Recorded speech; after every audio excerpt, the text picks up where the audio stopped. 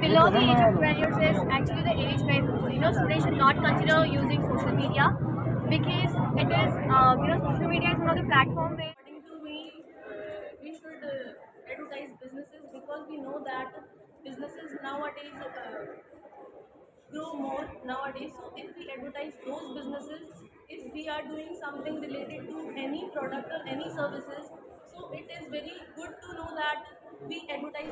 So, how many of you want the mental peace? I think everyone. We all want the mental peace.